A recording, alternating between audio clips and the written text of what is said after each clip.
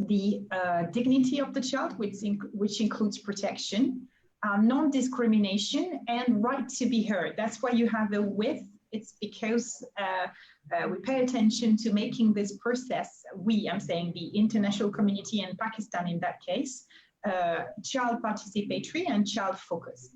Now, what happened is that, you know, the momentum, the movement for child rights in Pakistan is a very old one, I would say, but especially, I would say in the last, you can say 20 years, there has been, you know, significant legal and policy reform in Pakistan that aim to better enforce Pakistan's international legal obligation relating to child rights, constitutional provisions as well. So Pakistan ratified the United Nations Convention on the Rights of the Child in 1990. It was a major, I would say, player in drafting that international convention. And so we can be proud of it. We were the first Muslim country to ratify it and the 5th country in the world. So I would say the international momentum for child rights has been also greatly shaped by Pakistan. There is a clear Pakistani contribution to this. In addition to this, later on, Pakistan also ratified the International Covenant on Civil and Political Rights, which guarantees those rights, especially for children in conflict with the law. Now, that's the overall history. Now, during those last 20 years, then different child protection laws have been enacted. ICT child protection laws you had in 2010, the KP Child Protection Welfare Act, Punjab Destitute and Neglected Children Act, the Sindh Child Protection Act, Balochistan Child Protection Act, and different amendments were also done in the Pakistani Penal Code to protect children from child abuse, from forced marriage, I mean, different kind of criminal provisions. And then, so that would rather concern the children, what we call in contact with the law, which means children who are victims of an offense or who witness an offense. And then you've got another category of children who are in conflict with the law, which means that children may also commit offenses or more serious crime. For that, there has been a recently enacted law. Before there was a Juvenile Justice System Ordinance, which was a bit problematic. And now recently, in May 2018, the Juvenile Justice System Act was enacted. So when you look at this legal framework of international, constitutional, and domestic legislation, you basically will see that there is basically a criminal justice reform agenda which focuses on providing a conducive environment to the children who are whether in conflict or in contact with the law, with the main objective, which is to avoid what we call secondary victimization. So we know that if you are arrested or that if you need to register an FIR, the environment is not child sensitive at all. It's not, I would say, citizen sensitive necessarily, but even more so when you are a child. And then you also have a challenge with building people's capacities. You know, how do you talk to a child? How do you make sure that you manage the trauma that the child is facing in an adequate manner, especially when you talk and when you refer to cases of child sexual abuse? And then a more complex issue is, how do you manage a case where a child accused has victimized another child? You know, child-to-child violence, including child-to-child sexual violence. You know, in that case, you need to protect the victim as well as the accused. So to address this, the then Chief Justice of Lahore in 2017, Honorable Justice Syed Mansoor Ali Shah, requested our support to establish a pilot child court. And this was also in the aftermath of a public outcry, you know, related to different scandals relating to child sexual abuse cases. So we did that. We helped establish that court, and that first pilot child court was established on 19th of December 2017. And so we transformed the space and we trained the judicial team. And the result of that was that when we observed the proceeding of the court and when we looked at the decision coming from that court, the proceeding and the outcome was actually very encouraging. So we reported that to the Supreme Court, and then the then Honorable Chief Justice of Pakistan requested us to meet him and explain to him what was that process. So we explained, we presented it. We were invited to make a more comprehensive presentation in front of the National Judicial Policy Making Committee, where all the Chief Justices of the country sit and decide jointly how to go about justice management in Pakistan, and as far as the judiciary is concerned. And that National Judicial Policy Making Committee decided that as per law, which means the Juvenile Justice System Act and various child protection laws, because the scenario changes as per the provincial legal framework, the state was supposed to establish child courts in each district of Pakistan.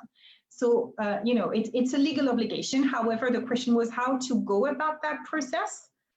So the National Justice Policy Making Committee agreed with the following method, which was to first pilot those child courts at a provincial level, and then collect the data, follow up the performance of the courts, and based on that evidence, then probably advocate and see in a more informed manner how to upscale that reform, how to ensure that dispensation of justice would be really aligned with child safeguarding international standards and would serve the purpose of rule of law and enforcement of child rights. In parallel, so we were also requested by the NJPMC to train judges on that, which we did. The result was really amazing. And actually now till date, if we look at Pakistan, we have 7 child courts that are operating in Pakistan. The first one in Lahore, then Peshawar, Abbottabad, Mardan, Islamabad, and Quetta. And hopefully 2 more will come in Karachi. And then a little bird told me that 4 more child courts would be established in KP as well, probably in Swat, Banu, Dera Ismail Khan, and Kohat. So that would give us a total number of 13 piloted child courts. Now, what is happening? When you go and talk to the stakeholders, basically what they're saying is that, first of all, they're treated with courtesy and respect in court. The children and even the family feel safe in the court. And we know there has been incident of lack of safety in the court. That is not at all the case in those piloted child courts.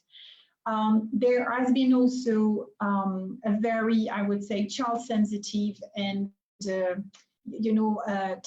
more child cognitive approach, which is being taken by the judicial team, which means not only the judge presiding over the child court, but also the prosecutor, the lawyers who go there. And then it also means that apart from ensuring that the child victim is not traumatized again through the whole process, you also have an increased, what you call that trend towards promoting reformative justice for children who have committed a crime, actually. So that is directly linked to the enforcement of the Juvenile Justice System Act, which is, a law which takes into consideration the recommendation of the ICCPR committee to Pakistan. And I think in terms of preventing further violence, the reformative justice approach is very necessary. So what we are now seeing is a higher satisfactory rate of the people who are actually benefiting from justice services through those child courts. We're also seeing SOPs in alignment with international standards being followed, not only put on paper. We see an increasing number of children being bailed out. Those pilot child courts have an average bailout rate of 81%. That means that children in conflict with the law are kept as much as possible away from detention by those judges, which also contributes to reducing overcrowding in prison and minimizing the chance of the child being, abused while in prison. Because we need to remember that as per Pakistani statistics, if you look at the number of juvenile in prisons, 91% of them, as per the latest NACTA report, were juvenile under trial.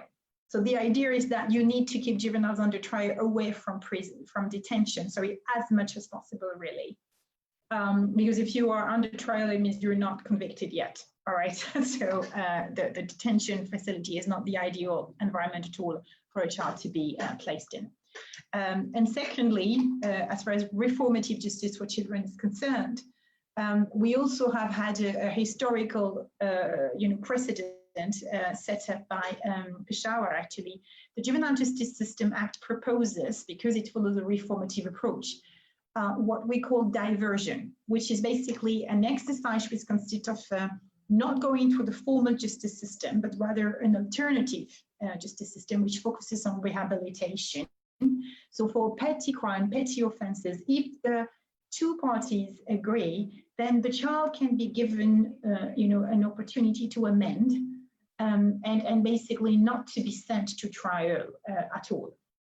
So for example, it can be the child making an apology, a written apology, restituting the stolen mobile, or doing community service, that kind of approach. So that was officially implemented for 4 children, male children in conflict with the law, through Juvenile Justice Committee in Peshawar. So far, there are 8 Juvenile Justice Committees that have been notified in Pakistan. And we think that diversion and later on rehabilitation for children in conflict with the law, which means as per law, you cannot send children to prison. You need to set up rehabilitation center and work on rehabilitation and community reintegration of those children. So we think this is the way forward to actually reduce juvenile delinquency and promote peace, social cohesion, and reduce further violence in general. Yeah, that's my overall presentation, and I think maybe we can go further by receiving your question, maybe, and maybe we can explain further. Yes. Students have a lot of questions. There are a lot of you were also Facebook Live as well, along with the Zoom meeting. So we have a lot of questions on Facebook as well. Perfect. I'll start off with my question. Since obviously we live in a Pakistani setup and society, you must have faced a lot of social constraints. Parents don't want their children. I know that you guys carry out a proper training session at different places and where parents come in as well. So what I was going to ask, what social constraints your team as a whole faces when they're trying to, convey children or parents what child abuse means, how you're supposed to feel this menace. Okay, so I mean, the social constraints, I would say they're a universal one, to be honest with you. They may be reinforced or increased or exacerbated by certain social taboos. Yeah. Especially when you talk about sexuality, child sexual abuse. But to be honest, I think, I don't know if it's yeah, there are challenges, but I think overall the feedback is rather very positive. You need to have a culture-sensitive communication strategy, okay? You need, first of all, I would say, to engage community members about what does safety and peace mean? What is the welfare of a society? And then you can start engaging into asking them, what are the challenges to a healthy society? And then the issue of, child rights and violence against children would be progressively appearing. And then I think what has the lessons we learned from the community is that we've had different strategies. Sometimes we needed to conduct sessions only with males, for example, only with females, or only with non-binary groups, transgender groups. But the feedback, the community lack awareness, first on the problem, or rather on the concept, what is a child? What constitutes child sexual abuse or child abuse overall? And then when you engage them, they themselves come with solutions as well, So then we talk to them and together we try to develop, for example, child protection committees at Mohalla level, and that works quite well. I think in Pakistan, it's a unique opportunity. When you involve community members, you can actually make a difference. So it's all about, if you know that an abuse has taken place, then how to report, how to manage the disclosure of abuse in a dignified manner, where to report, where to seek support, legal aid. That was number one. And actually the challenge initially was that, as I told you, the police or the court is not perceived as a pleasant environment. It's traumatic, it's challenging. So by creating those conducive environment, and so far we've done that at district session court only. We need to trickle that down to the magistrate level and to the police station as well, right? So it's really work in progress. But what we have piloted so far shows that by training people, engaging community members, and transforming the mindset, the behavior, and the structure, you actually manage to have an increased and better dispensation of justice. So with that awareness, increased awareness, and I would say trustworthy environment, people are coming up, and the number of actions taken in court to protect children is increasing, while the trend, again, to protect children from secondary victimization in the justice system is also increasing. Yeah, because what we've noticed through the data, a lot of people do not want to come to courts or bring an FIR because the environment is not, even with rape victims as well. Yeah. The issue is that the environment is so bad for them that they do not come forward and, say this. Aisha Khan will be moderating the question answer session. She has a list taken from Facebook, and over to you, Aisha. Hello, Miss. Can you hear me? Yes. Okay. So, Miss, the lecture was quite enlightening. I've got a number of questions with me over here. So, should I just begin with the questions?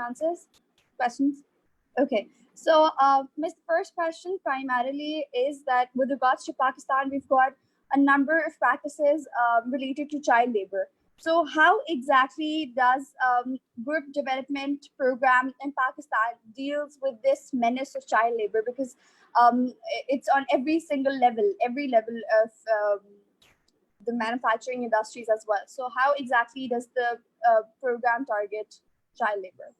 Okay, if you talk about developmental program in Pakistan, you need to see what developmental program I state run, and then what developmental program concern the civil society, and what developmental program may include partnership also, all right? So there are those three dynamics.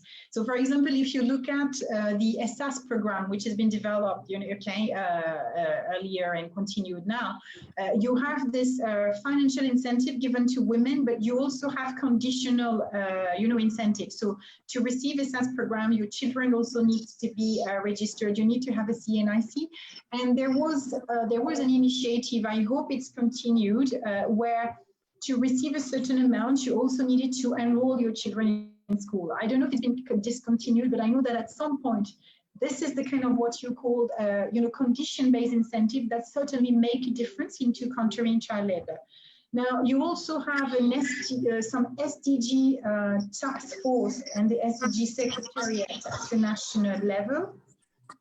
They help devise policies or monitor what the enforcement of the laws against child labor. Frankly speaking, if you pick the issue of child labor in Pakistan, this is one of the hot topic actually, because this is probably one of the biggest issues that has been quite ill managed so far. You have example of good practices by the state. The program in Lahore in Punjab relating to brain-killed workers was very interesting. It's been discontinued. I think it's regrettable, and it ought to be articulated again. Secondly, recently under this government, the literacy and the non-formal education department in Lahore, for example, they have this collaboration with the National Education Foundation to support some private NFE centers. That basically try to ensure access of those vulnerable children to non-formal education and try to take them away from child labor. The problem is that whether it is the state of the civil society, we need to make sure, because we need to be practical, that facilitating access to non-formal education and then formal education for children is also linked to women economic empowerment. Why?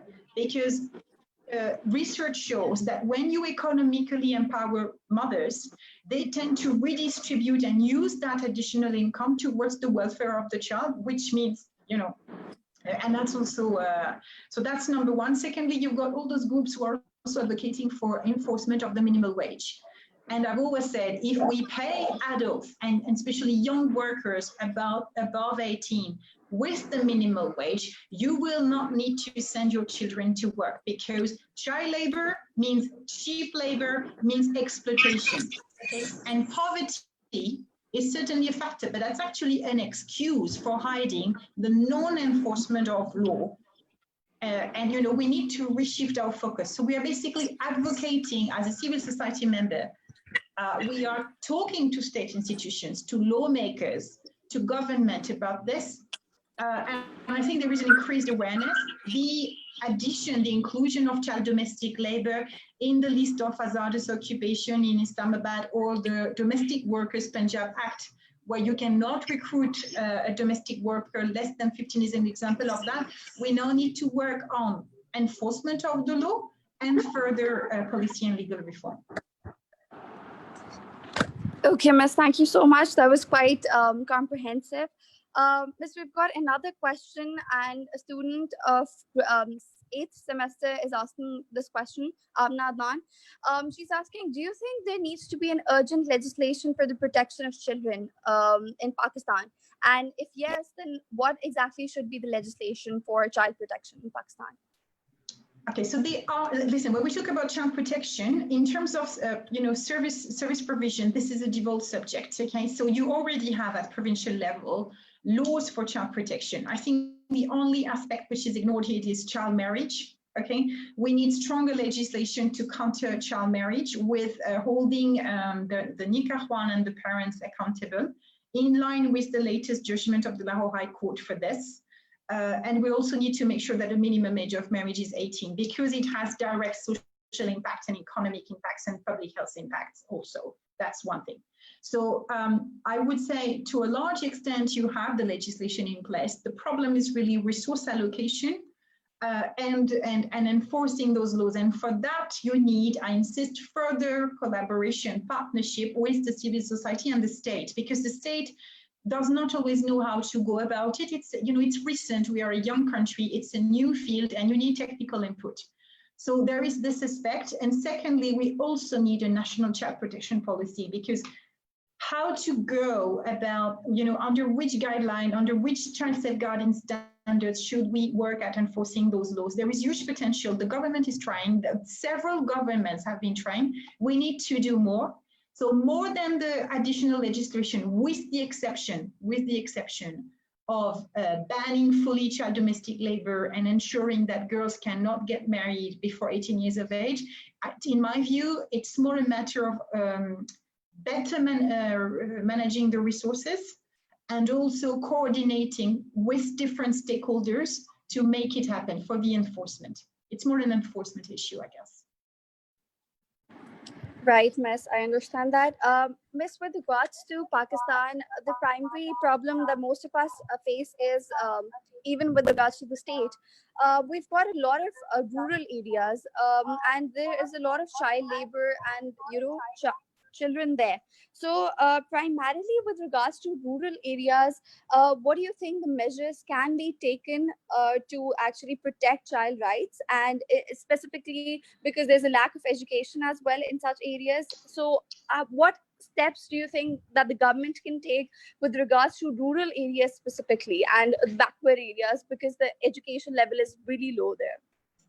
So as I said, when you launch programs without guidelines, without framework, you're bound to fail, okay? Because you need to know where you go, what you go, why you go there, and what you're going to do about it. So again, national child protection policy, and I'm saying national, it means that all provinces need to be, involved into designing that policy. And then how do you enforce that policy at a provincial level? Because child protection is a devolved subject. So my point would be, if you talk about rural areas, you need to involve the local governments. You need to involve the communities, the community-based organization. You need to involve influential community members, the lady health workers.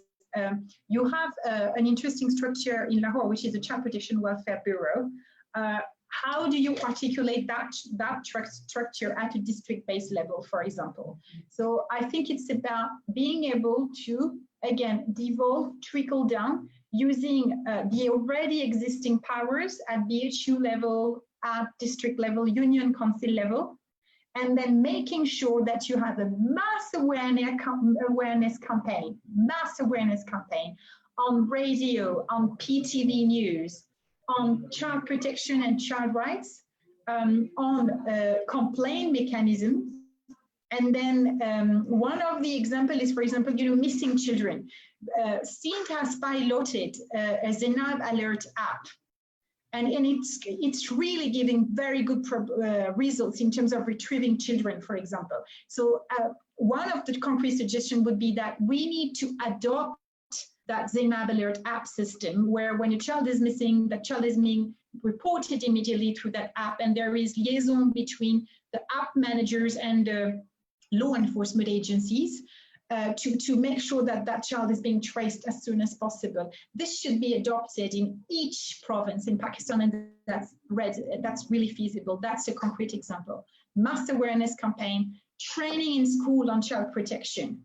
You need to train the teachers, you need to train what we call safe learning. We need to train the teachers, we need to train the madrasa teachers also. It's a huge setup.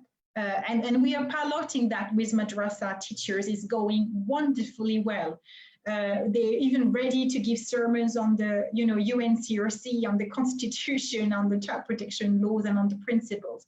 So I would say, to summarize, link with the existing structures already at union council level, through the madrasas, through the schools, through your community structures. Make sure that you raise awareness on what is child protection, what is child right, how to report, and then we need, in each province, we need a specific trained child protection police unit. You need specified police unit to take care of issues of child protection. That's very, very important. And in case management. Sorry. Okay, thank you so much, Miss. Miss, I've got another question. We were primarily discussing child labor right now, but with regards to child marriages too, Pakistan is at a back stage, and we've got child marriages in Pakistan. So despite a number of legislative steps, we've got this practice prevalent. What do you think, what measures can be taken to curtail this practice of child marriage in Pakistan? Okay, so I think I would like to take the statistics in a different manner a bit. Okay, you can decide to look at the glass half empty or half full. Personally, I always look at the glass half full. Okay, this is what drives us.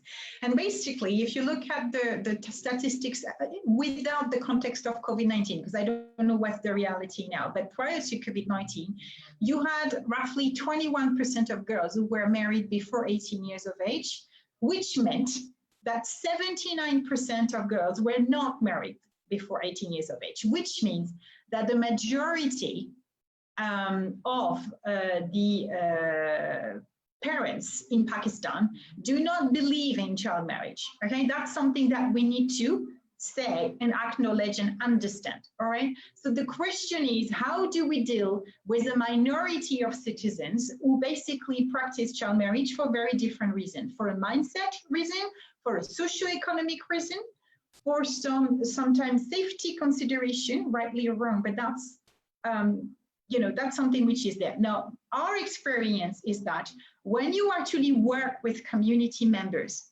explain to them what is the negative effect on children's health, on mothers' health about child marriage, and when you also, in addition to this, provide educational opportunities and socioeconomic opportunities to the parents, you can actually counter child marriage. That's number one. This is the awareness and developmental part. Secondly, you need a law which holds the nikahwan accountable for not marrying, celebrating a marriage where everybody does not first give the consent, because this is anti-Islamic, you cannot have forced marriage. Secondly, where also you make sure that the CNIC is being provided. And I mean, it's not an impossible mission. You have many Muslim countries that have put 18 as a minimum age of marriage for girls. Egypt, Jordan, Bangladesh, Morocco. And the Organization of Islamic Cooperation, and you've got several fatwa from Al-Azhar, and actually even the Council of Islamic Ideology acknowledges that child marriage is a problem. I would say it's a matter of dialogue and holding the Nikahwan accountable for it. It's not an impossible mission. And I find that we give too much leverage to a minority of religious leaders who hold a narrative which does not correspond to what the majority of the country thinks. I repeat, 79% of the girls in this country are not married before 18. It needs to be, acknowledged and taken into consideration. We are not such a bad population. Yes, Miss, I understand that. Miss, I've got another question, and this is a very interesting one. It's been a student of ours, Ghazal Khan, has asked this question. So primarily with regards to Pakistan, we see that there are a lot of underprivileged and uneducated strata of the society. There prevails this specific group of society, which do not have any sort of identity cards, or even with regards to birth certificates or BA forms or anything for that matter. So how exactly do you think that a child's age can be determined in a case where he's an accused, and even with regards to setting up a specific age for labor and child marriage and everything? With regards to how exactly are we supposed to determine the age when we do not as a country have identification measures in place for backward areas? Okay, so that's a very good question, very pertinent question. Thank you for asking it.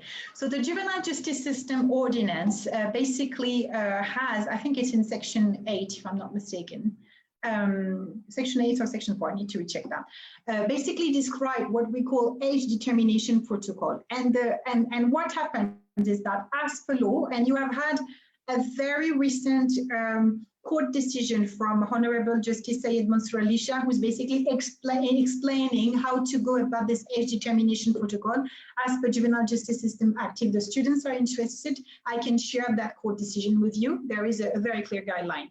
But to summarize right now, once the moment the child is arrested, as per law, the police has a duty. That's important. The police, not the child. The police has a duty to determine the age of the accused within 24 hours. And for that, the law says that any pertinent document can be used. So it can be a driving license. It can be, if it's not a school certificate, maybe once there was an award that was received. I mean, any form of paper that can help determine the age will be accepted by the court. Secondly, and if you do not have any form of other, what you call that, pertinent document, then you've got the option of the medical test. But there is also another process which I think is the most pertinent within the Pakistani context. So that's called the social investigation report. While we are trying to determine the age of the child, the magistrate can also, or the police officer can also, magistrate can order it, but the police officer can also conduct what we call a social investigation report. And what does it mean? You ask the child where you or she is coming from, okay? You go to that area, or you coordinate with the police of that area, and they start asking questions to determine the age of the child. And how does it work here? You know, what people will say most of the time, who's the manager, many years, I mean, many etc., etc. So basically, by comparing the events that occurred within the child's community in a chronological manner, you actually end up being able to determine the age of the child because of shadi, because of issues, because of janazah, whatever. And that's called the social investigation report. It also helps you to give the profile and the circumstances of the child to assess whether, according to the offense, the child could be sent to diversion or should be sent for trial. Right. Thank you so much, Miss. Miss, I've got another question. Amna Adnan has asked this question specifically with regards to the child courts that you've discussed earlier. So could you please explain as to how these child courts would be beneficial for a country like Pakistan? Okay. The child courts are beneficial for any country, basically, not only for Pakistan. The concept of child court is enshrined into, again, an international framework of what we call child justice. It's part of the UNCRC. It's clarified in the UNCRC General Comment 24. And it's also described in all the articles of the UNCRC that talk about child protection. As far as the Pakistani constitution is concerned, those child courts enable to ensure and to enforce the constitutional provision which states that all citizens are equal before the law and that they deserve the right to be protected and treated with dignity. The child courts that should be, again, not only at session level, but also on magistrate levels, allow the child not to be terrified, but to be given an environment which will enable the child to give the right evidence. Sabut dene ke liye zaruri hai ke aap under stress na ho, push na ho, vorera. So because you have the right physical environment, because you have judges, lawyers, and prosecutors who are trained on child forensic communication, which means how to talk to a child so that the child can actually testify and give the best evidence to ensure the fair dispensation of justice. This is what the role of those child courts are. Also, avoiding secondary victimization or trauma is very important. And for that, you've got a video linkage system where the victims never face or interact directly with the accused. And that's very important to avoid the victim from being put under pressure or manipulated. Okay, thank you so much, Miss. Miss, we've got another question from Rida Nasser, and she's asking that in terms of general work and specifically with respect to domestic help, there's a great segment of the society that believes the child coming from a poor socioeconomic background is at least better off, off the streets where she is susceptible to more harm than the former employment. So what exactly is your comment on such ideologies, keeping in view the realities and practicalities of the current and foreseeable government agendas regarding education and vocational learning? Well, I mean, first of all, poverty is not a crime. And you can have, poor parents in poor socioeconomic backgrounds who are good parents. So first of all, I think what we need to remember is that institutionalizing children should be only used as the last resort, and that the focus has to be in maintaining a child within the family structure when that family structure is not abusive. And for that, you need to work on empowering, I insist, having a welfare program, socioeconomic welfare program that work on empowering parents and help them ensure that they will be in the position to look after children. That also includes family planning, by the way, okay? Secondly, when you look at street children and all those rehabilitation programs, yes, it's very needed, but what we need to do also is to have what we call a systemic coordination alternative care-based system, a very long jargon, which basically means that you need to have a child protection institution such as the Child Protection Welfare Bureau who hold parents accountable for letting their child in the street, which is as per law unacceptable. Let's face it, the law does not allow that. This is neglect. This is child exploitation, labor. This is not on. But you need to have a social welfare and economic empowerment program where parents are made aware and are given the possibility to plan their family and then take care of it. Now, when it's not possible, the Child Protection Institution, and in the case of Punjab, it's Child Protection Welfare Bureau, should have a system where alternative care can be think of. So for example, if the father or the mother is not able to look after the child, maybe you can have a mamu, an auntie, a grandfather, a cousin, what you call a wider foster caregiver. And that foster caregiving needs to be monitored by a state child protection institution. And then when it's not the case, you should have then foster care for selected and assessed and monitored family, and full institutionalization should really only be the last resort. So basically, my take on it is that orphanage are bad. We need to focus on alternative care, foster care, being first within the extended family network of the child, and God knows that Pakistan has a great social structure for that, with a relevant child safeguarding standards and monitoring mechanism by the state on those families for the welfare of those children. Right. Thank you, Miss. Miss, we've got another question by Mr. Mohammed Umar Saeed. And he's asking that with regards to rural areas, we do not have any governmental offices. And if you have to report any such crime or anything, we have to travel to a closed district. And that takes an effort, which in most of the children's case, people are not willing to take. So what practical steps can be taken to ensure that there's least effort from this side? So eventually awareness campaigns can be worked out effectively. So what steps can be taken? What we have piloted, and it was worked very well in those areas where you do not have immediate access, and you're right, traveling to the district demands money, and people do not necessarily have that money.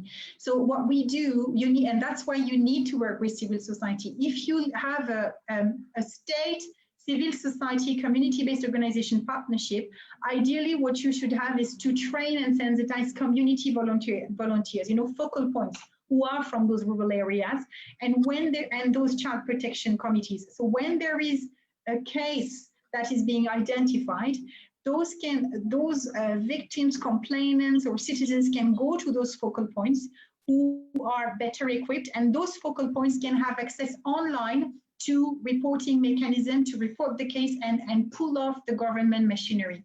So it's about having what you call a reporting mechanism, which is community-based, and awareness, which can be run via SMS, via WhatsApp, but with those focal points, who later on are the ones who are, how should I say it, trickling down that awareness and those information and this support mechanism in their community within the rural sector. This is how we have piloted it, and we've been able to address several cases of child abuse this way, because those focal points know how to link to their communities, they're in touch with us, and they know how to link with the government structure. So it's about bridges, community-based bridge system. Okay. Since we have a lot of questions on Facebook, but I know, Val, you must be short on time. You're taking time out for us on your working. That's okay. I'll take 2 more questions and then. Miss, I've got this one question primarily with regards to the establishment of child courts in Pakistan. When the child courts were being established in Pakistan, was the government cooperative enough to actually cater to all the problems and, establish the child courts in Pakistan? So first of all, when you talk about establishing child courts, initially it comes from the judiciary institution, okay? Yeah. Now, the government has helped in the sense that, for example, if you take the example of Khyber Pakhtunkhwa, the government has approved allocating resources for 7 child courts at divisional level, which means, the law department, for example, of the government allows the financial resources, which allows to pay the staff, the judges, the judicial team, and to transform the spaces also. So some of it we did, and now what is interesting is that the government starts contributing to it financially, but it's largely led by the judiciary. Okay, so I would say, as far as child courts is concerned, the government now must step up, must do more.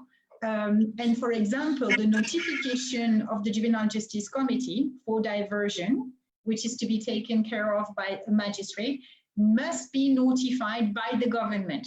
So even if the judiciary nominates some people for the Juvenile Justice Committees, we still need the government to notify it. A request has been made in Lahore. At BIPTAC, the government in Lahore has not notified the Juvenile Justice Committee. And Lahore is an area where you have a lot of children in conflict with the law. So I would say the government must do more for the notification of the Juvenile Justice Committee, for allowing the resources for those child courts to be established and the judicial team to be there, and also for notifying the observation home. That's very important. And you don't need new structure for that. Use what you have, dedicate a section that's good enough. And of course, the government must seriously invest, at least to start with at provincial level, in establishing those rehabilitation centers. The current Borstal institution or the current, what do you call that, barracks, separate barracks for juveniles, are not a rehabilitation center. We can work with them to transform what is existing, but right now, that's not the case, and the government must take its responsibility and do it. Right. Okay. Thank you, Miss. Miss, we've got one last question, and Amna Adnan has asked this question from us. So, with regards to Afghan refugees, are the rights of undocumented children of Afghan refugees protected in Pakistan? Well, I mean, as per law, yes. Then it's a matter of law enforcement. And as you know, there is a current global crisis of how child refugees are being treated all over the world, really. And lack of documentation is an issue. But as per law, any child on the Pakistani soil is entitled to protection and dignity. So it's a matter of law enforcement, really. Okay, thank you so much, Miss. Thank you for such comprehensive answers. You're welcome. Thank you so much, Valerie, for joining us. It was such an informative session, and I think the students will take a lot from it. And I think at an individual level, all of us can create awareness and make sure that we play a part as citizens to curtail such menace. Thank you so much. Okay, thank you. Bye-bye. Bye. Thank you.